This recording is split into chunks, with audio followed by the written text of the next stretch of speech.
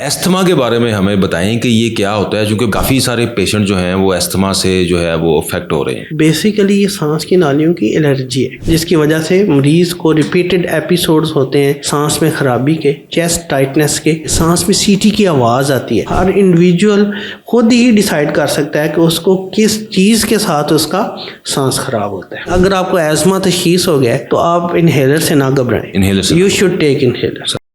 Asthma के बारे में हमें बताएं कि ये क्या होता है, क्योंकि बहुत सारे पाकिस्तान में अब देखा गया है कि काफ़ी सारे पेशेंट जो हैं वो अस्थमा से जो है वो अफेक्ट हो रहे हैं। अच्छा, एस्मा एक सांस की जो नालियाँ हैं उसकी बीमारी है। सांस की नालियों में सोजिश हो जाती है। बेसिकली ये सांस की नालियों की एलर्जी है। ठीक है, होता यह है कि जब भी हम लोग जो ऐसा इंडिविजुअल किसी ख़ास किस्म के एलर्जन को एक्सपोज होता है तो उसके रिएक्शन में सांस की नालियों में सोजिश होती है और सांस की नालियाँ सिकुड़ जाती हैं, जिसकी वजह से मरीज़ को रिपीटेड एपिसोड्स होते हैं सांस में खराबी के, चेस्ट टाइटनेस के और वीजिंग के, सांस में सीटी की आवाज़ आती है। तो बेसिकली ये एलर्जी है सांस की नालियों की, जो ख़ास किस्म के एलर्जन के एक्सपोजर से होती है। सर, क्या ये हमारे यहाँ चूँकि बहुत सारे लोग ये समझते हैं कि शायद ये पैदाइशी जो है वो बीमारी है। अच्छा देखिए, इसमें जेनेटिक प्रीडिस्पोजिशन तो है, कुछ ना कुछ साथ में जेनेटिक इसमें है कि यूजुअली वो लोग जिनके फैमिली में ये हो रहा होता है, मतलब पेरेंट्स में है, तो उनमें चांसेस हैं कि वो उन बच्चों को आगे एस्मा हो सकता है। तो इसमें है जेनेटिक प्रीडिस्पोजिशन। जेनेटिक यानी कि अगर माँ बाप को हो तो बच्चों को भी होने का चांसेस होते हैं। बिल्कुल चांसेस हैं उसमें। तो सर, कोई ख़ास किस्म के जो है वो एलर्जेंस हैं जैसे? अच्छा, देयर आर मल्टीपल एलर्जेंस। ठीक है, उसमें कुछ आम मिट्टी, धूल, धुआं, डिफरेंट किस्म के फ्रेगरेंसेस, कुछ फूड एलर्जीज़। कुछ लोग ऐसे हैं जो ख़ास किस्म के मौसम के साथ हैं। कुछ लोग ऐसे हैं जिनको एलर्जी है फ्रॉम जैसे गंदम की कटाई का सीज़न आता है तो वो जो उसका जो डस्ट होती है उससे होती है। ख़वातीन जो घर में काम शाम करते हैं, हाउस डस्ट माइट्स, उनसे एलर्जी हो सकती है। जो लोग किचन वगैरह में काम करते हैं तो उसमें जो धुआं है उसके साथ भी आपको ये वाले सिम्टम्स आ सकते हैं। तो हर बंदे का एलर्जन डिफरेंट है और ये हर इंडिविजुअल खुद ही डिसाइड कर सकता है कि उसको किस चीज़ के साथ उसका सांस खराब होता है।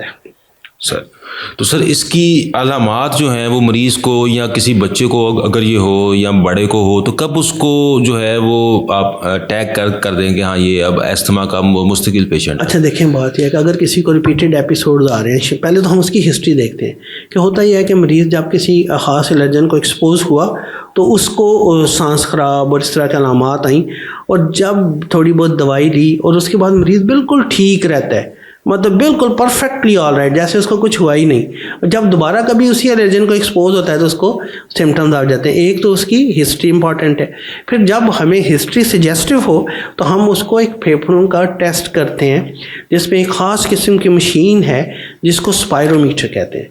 हम मरीज़ को उसके अंदर कहते हैं कि आप इसके अंदर ब्लो करें और फिर हम उसको देखते हैं कि सांस की नालियों की तंगी है और दवाई देने से वो तंगी ठीक हो जाती है। तो इसका मतलब यह है कि इस पेशेंट को सांस की नालियों की बीमारी है जिसको एस्मा कहते हैं।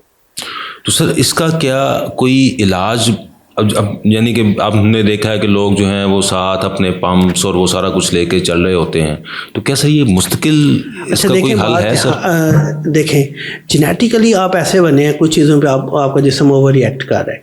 तो सबसे आसान इसका इलाज ये है कि जिन चीज़ों से आपका सांस ख़राब हो रहा है, you have to identify that and you have to avoid those. आपने उनको आइडेंटिफाई करना है और आपने उससे बचना है। ये सबसे बेस्ट इलाज है। अच्छा, अगर आप ये कर भी रहे हैं और बीच में फिर भी आपका हो रहे हैं तो फिर हम उसको ट्रीट करते हैं।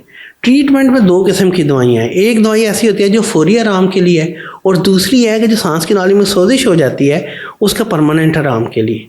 तो बेस्ट दवाइयाँ जो उनसे हैं वो इनहेलर्स हैं। इनहेलर्स क्यों बेस्ट हैं कि बड़ी तहकीक के बाद उन्होंने दवाई इजाद की, इनहेलर जो लोकल एक्ट करते हैं, सांस की नालियों में जाते हैं, उनमें दवाई जो है वो मिनिमम होती है, उसमें दवाई माइक्रोग्राम्स में। अच्छा, 1000 माइक्रोग्राम 1 मिलीग्राम बनाता है, और वो दवाई उस तरह ब्लड में अब्जॉर्ब भी नहीं हो रही। अगर आप गोली खाते हैं तो वो सारे ब्लड में सर्कुलेट करेगी और पूरे जिस्म में जहाँ उसकी ज़रूरत नहीं है वहाँ जाएगी और साइड इफ़ेक्ट काज करेगी। तो इन्हेलर मेन दवाइयाँ हैं इसकी, जो लोकल ट्रीटमेंट है मतलब एयरवेज़ की, और उसी से ये इसका बेहतर आ जाता है। अब ज़रूरी नहीं कि आपको लगातार इन्हेलर लेना पड़े। अगर किसी को सिम्टम्स ज़्यादा आ रहे हैं तो हम लगातार 2 महीने के लिए उनको इन्हेलर देते हैं और फिर उसको रीअसेस करते हैं, और फिर पेशेंट जब बेहतर आ जाता है तो हम दवाइयाँ मिनिमाइज़ कर देते हैं। यानी कि इसका मुस्तकिल हल भी हो मतलब आप ये कहें कि बिल्कुल वो हो जाए, अगर पेशेंट एलर्जन अवॉइड करना शुरू हो जाए तो वो ठीक रहना शुरू ठीक रहता है। Yes. यानी कि लेकिन वो एलर्जी जब भी होगी वो उसको इन्हेलर वगैरह लेने पड़ेंगे। इन्हेलर लेना पड़ेगा। अब मतलब इन्हेलर जो है उससे भागना नहीं है। अब ये ज़रूरी नहीं कि इन्हेलर खुदा न खास्ता आखिरी इलाज, ये मिथ्स है। यानी कि कोई इतना नुकसानदेह नहीं है इन्हेलर, बिल्कुल भी नुकसान, ये तो गोलियों की निस्बत बहुत अच्छा है। अब जो हमारे यहाँ मिथ्स है ना कि भाई आखिरी इलाज है, लग गया तो वो ये हो जाएगा, it is not like that. Inhaler जो है वो बहुत फ़ायदेमंद है, यानी कि दवाई से ज़्यादा गोलियों से इन्हेलर है। यस, ये मैसेज ये है कि गोलियाँ, अगर आपको एज़मा तशखीस हो गया है तो आप इन्हेलर से ना घबराएं, इन्हेलर से you should take inhaler. Sir